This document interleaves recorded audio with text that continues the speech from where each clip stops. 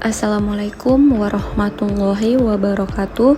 Saya Cici Miranda Sari Barus, NPM 2415310301 dari kelas Manajemen Reguler 2B-C.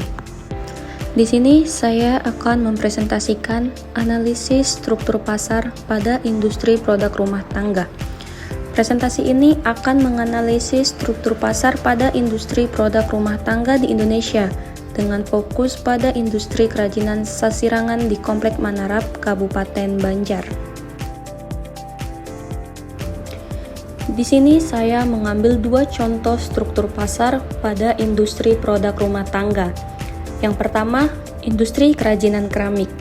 Contohnya adalah industri keramik tradisional di daerah Kasongan, Yogyakarta.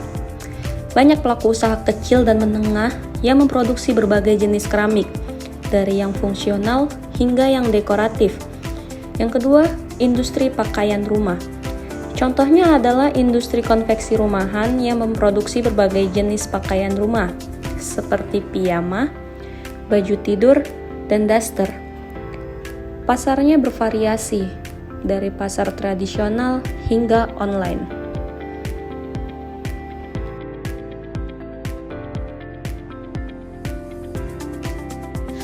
Adapun karakteristik struktur pasar industri produk rumah tangga di Indonesia. Yang pertama ada kompetisi sempurna, jumlah pelaku usaha besar, produk homogen, dan akses informasi mudah. Selanjutnya ada monopoli, satu pelaku usaha menguasai pasar, produk unik, dan hambatan masuk tinggi.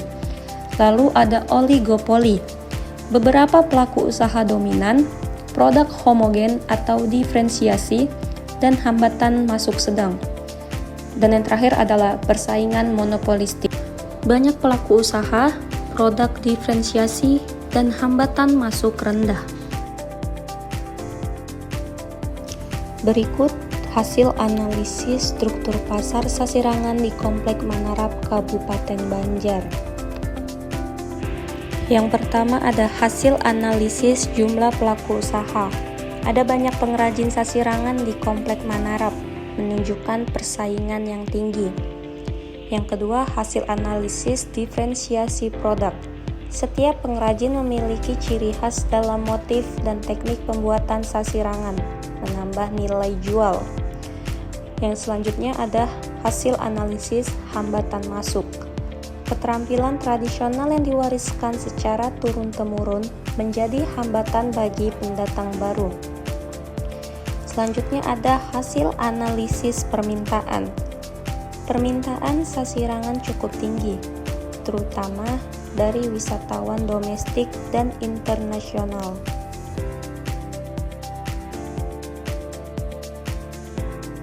Selanjutnya ada hasil analisis perilaku harga dan output. Yang pertama, ada hasil analisis penentuan harga. Harga sasirangan ditentukan oleh faktor seperti biaya produksi, kualitas, dan permintaan. Yang kedua adalah hasil analisis output. Pengrajin sasirangan menentukan jumlah produksi berdasarkan pesanan dan kemampuan produksi. Yang terakhir ada hasil analisis elastisitas permintaan. Permintaan terhadap sasirangan relatif elastis, dipengaruhi oleh tren dan perubahan harga.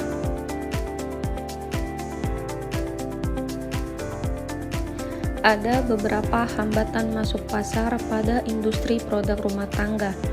Hambatan pertama yaitu modal. Membutuhkan investasi awal yang terbatas untuk memulai bisnis. Hambatan yang kedua yaitu keterampilan. Keterampilan khusus dalam produksi dan desain dapat menjadi hambatan. Yang ketiga, pemasaran. Mempromosikan produk kepada konsumen dapat menjadi tantangan. Dan yang terakhir adalah regulasi. Peraturan pemerintah terkait perizinan dan standar produksi.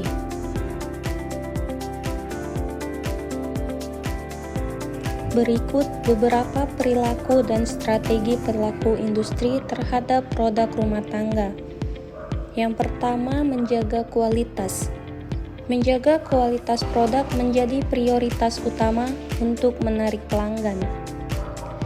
Yang kedua, berinovasi.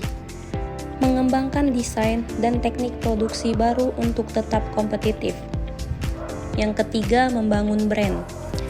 Membangun brand yang kuat untuk memposisikan produk di pasar. Dan yang terakhir adalah mengembangkan jaringan. Membangun kemitraan dengan pengecer dan distributor untuk memperluas jangkauan.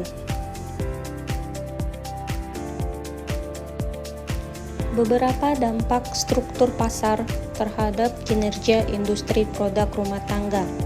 Yang pertama, ada efisiensi. Persaingan tinggi mendorong efisiensi produksi dan distribusi. Yang kedua, inovasi. Pelaku usaha terus berinovasi untuk memenangkan persaingan. Yang ketiga, kualitas. Persaingan mendorong peningkatan kualitas produk. Dan yang terakhir, ada harga. Harga produk dipengaruhi oleh persaingan dan biaya produksi.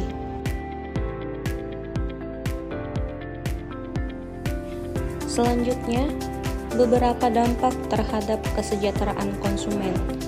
Yang pertama, pilihan produk. Konsumen memiliki banyak pilihan produk berkualitas dengan harga yang beragam. 2. Keterjangkauan. Produk rumah tangga seringkali lebih terjangkau dibanding produk massal. Yang ketiga, kualitas. Konsumen dapat memilih produk yang dibuat dengan bahan dan teknik yang berkualitas. Dan yang terakhir, dukungan lokal. Mendukung pengrajin lokal dan ekonomi daerah melalui pembelian produk. Demikianlah presentasi saya terhadap analisis struktur pasar pada industri produk rumah tangga. Bila ada salah kata, saya mohon maaf. Sekian, terima kasih.